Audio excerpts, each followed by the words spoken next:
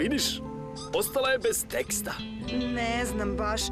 Odgurnula je moje vukodlake kao od šale. Zanimljivo. Nama to ne znači ništa, ali za trola lovaca to je dragocen putokaz.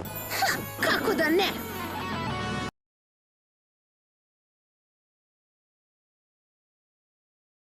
Mi ćemo uvek biti uz tebe. Bez obzira na sve, Kiko. Ti ćeš paziti na nju. Ova škola će biti vaš dom u narednih 5 godina. Vile i njene drugarice su u gradu, visočanstvo. Halo? Ćao, mama.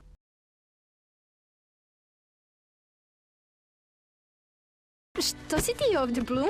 Vile mogu da lete.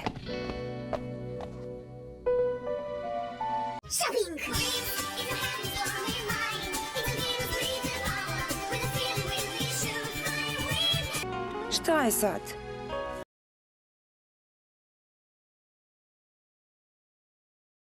Bez obzira na grašak, Ned, ti uvek mirišeš loše.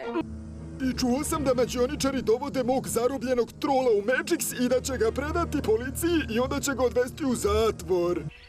U pravu si. Moramo da budemo zajedno ako želimo da uspemo.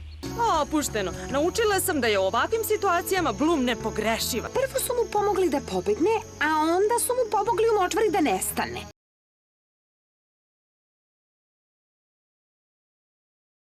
Dečko te poznaje i hoće da izađe sa tobom. Ne znam, ne mogu da verujem.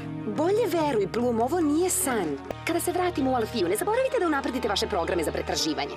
Moj program radi dobro.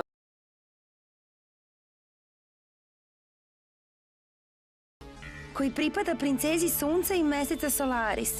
To znači da pripada tebi. Stelin prsten bi mogao da bude veoma moćan. Mislim, zar ne kapirate? Ovaj prsten ne može da zadrži energiju. Da li sam vas uplašila, devojke?